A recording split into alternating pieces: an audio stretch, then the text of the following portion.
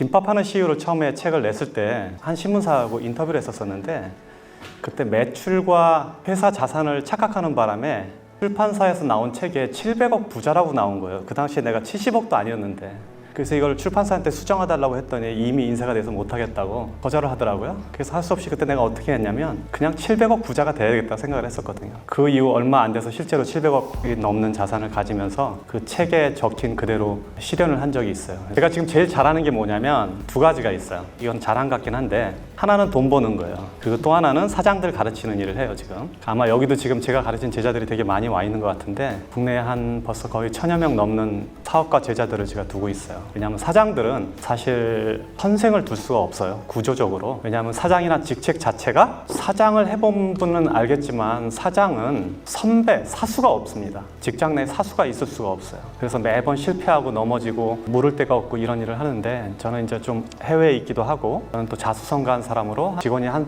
명 있을 때부터 굉장히 많은 직원을 함께 일할 때까지 회사 전체를 지켜와 왔기 때문에 사장들을 가르치는 데 굉장히 적합화된 형태에 있다고 믿어져요. 그래서 굉장히 많은 사장들을 지금 가르치고 있는데 이러다 보니까 아무래도 돈 얘기를 많이 할 수밖에 없어요. 그래서 오늘도 여러분들은 돈의 세계로 여러분들을 데려가겠습니다. 우리는 보통 돈을 많이 벌면 부자가 되는 줄 알죠. 그게 일반적으로 사람들이 생각하는 방법이에요. 돈을 많이 벌어야지 부자가 되는구나 라고 생각을 해요. 근데 실제로는 제 주변에 부자 거지들도 엄청 많아요. 몇 가지 돈에 대한 오해하고 있는 다른 능력들이 있어요. 첫 번째는 돈을 버는 능력, 돈을 모으는 능력, 돈을 쓰는 능력, 돈을 불리는 능력, 유지하는 능력. 이것은 다 각기 다른 능력이에요. 이게 각기 다 다른 능력이라는 걸 이해해야 돼요. 그래서 돈만 많이 벌면 부자가 되는구나 라고 생각하는 사람들은 그 돈을 유지할 수 없게 돼요. 불릴 수도 없게 돼요. 그래서 이게 각기 다 다른 능력이라는 것을 먼저 이해하셔야 돼요. 그리고 돈을 많이 벌면 행복할까요? 돈을 많이 번다고 실제로 반드시 행복하지는 않아요. 그거는 사실이에요. 그런데 이거는 비유를 하자면 기름진 밭에 뿌려진 씨앗 같아요. 여기서 기름진 밭은 돈을 말하고 씨앗은 행복을 말해요. 그래서 우리가 씨앗을 갖다가 기름진 밭에다 뿌리면 100개를 뿌렸다고 치면 굉장히 많은 씨앗이 나올 거예요. 반대로 밭이 좋지 않은 밭에다 씨를 뿌리면 상대적으로 100개 중에 아주 안 나오진 않아요. 한두 개씩 나옵니다. 그렇지만 상대적으로 숫자가 적을 뿐이에요. 그래서 돈이 많으면 일반적으로 행복을 유지하는 데 굉장히 유리해요. 그리고 여러분들이 갖고 있는 걱정을 지금 가만히 계산해 봐요. 여러분들 안에 지금 수많은 걱정들이 있을 거예요. 현재 가족관계부터 시작해서 국제 재정 문제, 미래에 대한 거, 그 다음에 주변에서 자기가 생각하는 이상과 다른 여러 가지 고민들이 있을 거란 말이에요. 이 고민들을 돈이 얼마 있으면 해결될 수 있을까 하고 다시 되돌아보면 상당히 많은 부분들이 돈이 이거를 해결하고 있다는 걸 알 수 있어요. 돈은 중력과 같아요. 중력이 뭔지 알아요? 중력은 무게가 무거우면 무거울수록 주변에 다른 거를 끌어들이는 힘이에요.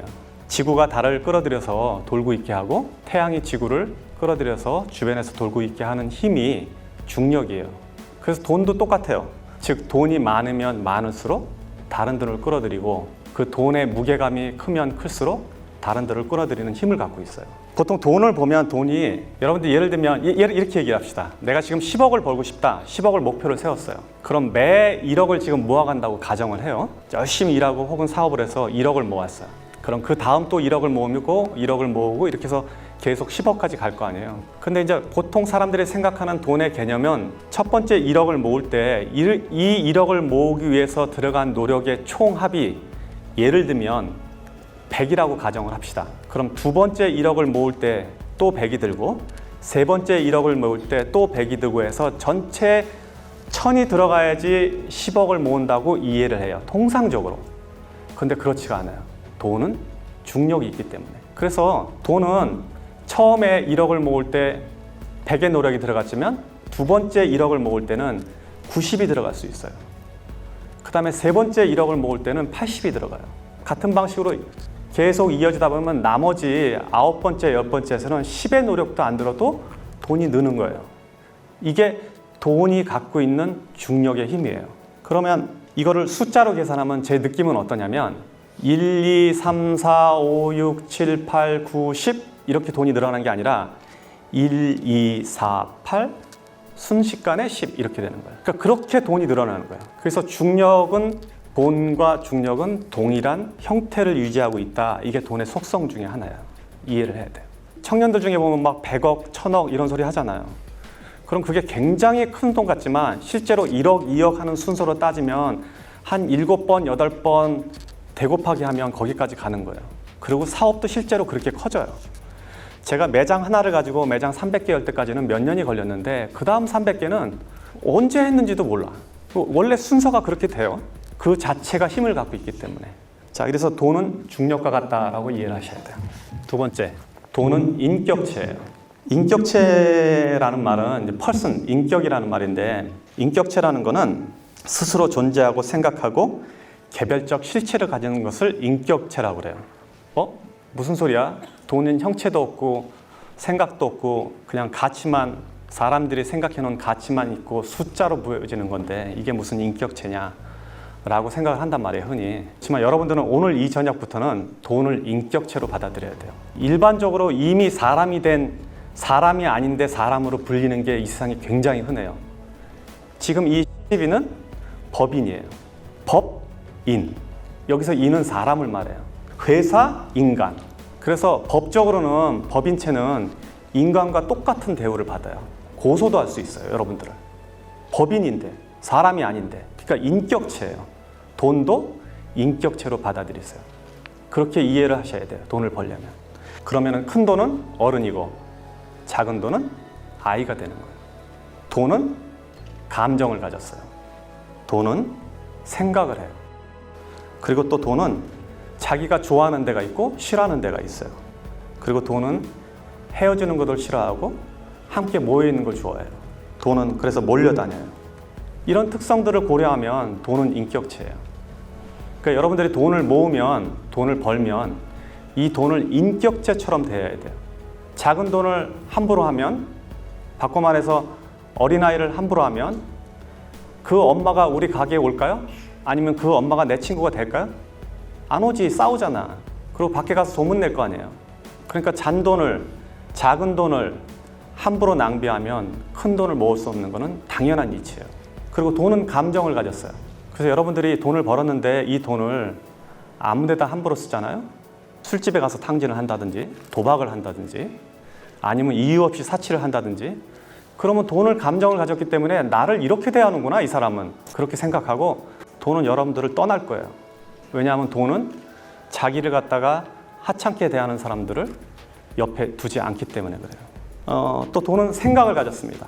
생각이 있기 때문에 여러분들이 무슨 행동을 하는지 면밀히 이해하고 있다가 갈까 말까를 결정하고 생각을 가졌기 때문에 여러분들이 좋은 일에 돈을 쓰면 그 돈은 다시 돌아와요. 그래서 큰 돈은 작은 돈은 아껴야 되고 큰 돈은 제대로 보내줘야 돼요. 이게 돈을 쓰는 방식 중에 하나예요. 그래서 돈은 인격체다라고 이해를 해줘야 돼요. 다음 거. 일정하게 들어오는 돈은 불규칙한 돈보다 힘이 세다. 사업이나 자기 생활에서 이거를 이해 못하는 사람들은 절대 돈을 못 모읍니다. 일정하게 들어오는 돈은 일정하게 들어오는 것 자체가 어마어마한 힘이에요. 아까 내가 중력 얘기했죠. 큰 돈은 상대적으로 작은 돈보다 중력이 셀 거예요. 그런데 일정하게 들어오는 돈은 한 번에 몰려다니는 돈보다 힘이 세요.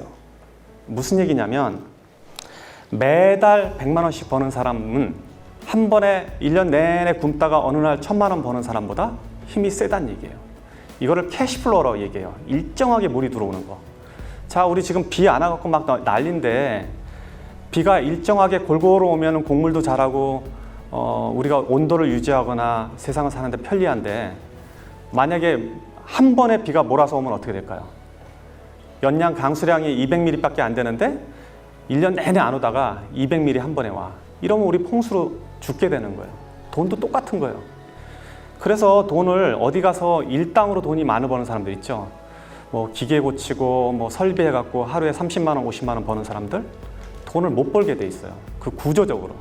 그렇게 하루 일당씩 보면 30일이면 얼마 이렇게 계산하면 여러분 수입보다 몇 배 되는 것 같지만 실제로 그런 사람들은 일정하게 돈이 들어오지 않기 때문에 그 돈을 모을 능력이 사라져 버려요. 사업도 마찬가지예요.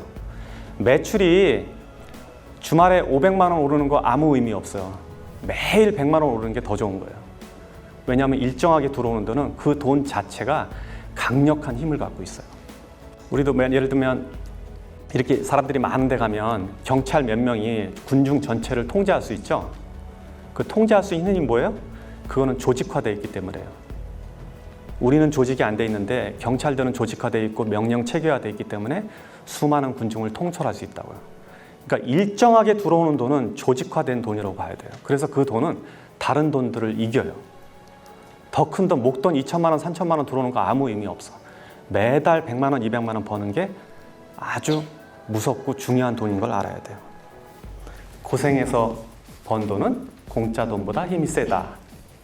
이거는 좀 이해하기가 쉬운데, 돈은 같은 100만 원이라도 혹은 같은 1000만 원이라도 그 숫자는, 가치는, 지금 현재 보여지는 가치는 동일하더라도 그 돈이 벌어진 과정에 따라서 그 돈의 무게가 틀려져요.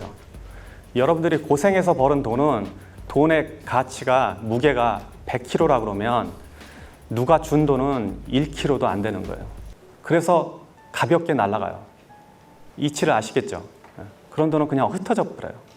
복권에 당첨됐다든지, 갑자기 사업을 해서 돈을 벌었다든지, 혹은 누가 줬다든지, 유산으로 받았다든지, 땅값이 갑자기 올라서 떼부자가 됐다든지, 이런 사람들의 돈은 같은 1억이라도 내가 벌어서 꾸준히 모아서 적금 들어서 벌은 돈 1억하고는 전혀 다른 가치를 갖고 있는 거예요. 그래서 고생해서 번 돈은 공짜 힘보다 그 힘 자체가, 그리고 그 중력 자체가 전혀 다른 역할을 하고 있어요. 사실 성공이라는 거는, 한 사람의 성공은 그 이면에 굉장히 많은 사람의 슬픔과 고생을 바닥에 두고 있어요. 돈은 몰려다니기 때문에. 그래서 성공한 사람들이 하는 실수가 뭐냐면, 지금 이런 거를 잘 지키지 않는 게 보통 성공한 사람들이 흔히 하는 실수예요. 제가 성공이 근본적으로 많은 슬픔과 불행을 깔고 있다는 얘기는 뭐냐면, 그 깔은 자체가 마치 가시처럼 이렇게 앉아 있거든요. 그래서 그 가시를 다독이지 않으면 결국 가시는 내 몸을 찔러서 돈을 많이 벌어도 다시 돈을 흩어지게 만드는 힘을 갖는다고요.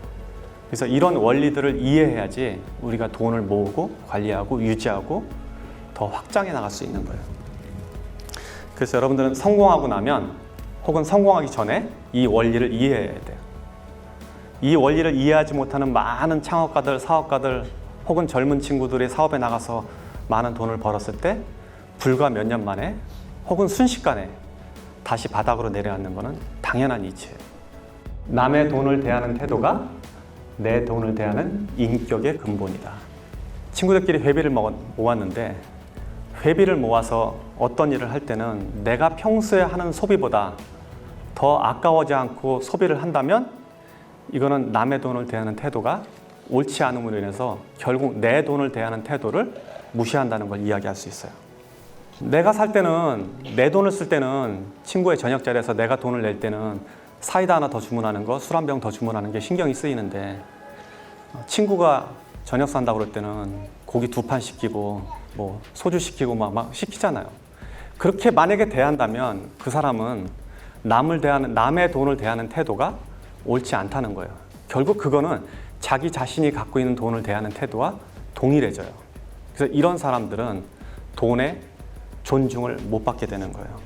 그래서 공공물품이라든지, 여러분들이 어디 나가서 세금으로 어떻게 마련한 시설물, 형태, 서비스, 이런 것조차도 이게 공공자산이면 결국 그 안에 내 돈도 있고 남의 돈도 있잖아요.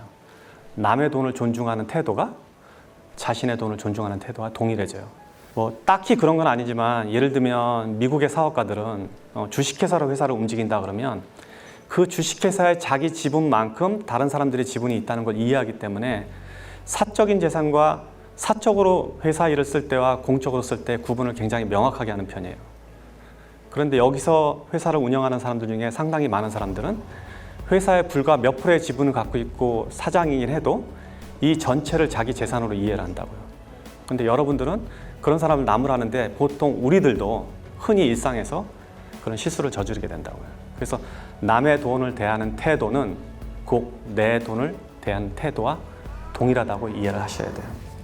이거를 조금 더 설명하면 이제 수각이론이라고 나오는데 제가 책에 쓴 글이에요. 여러분들이 저보다 책을 더 잘 알더라고.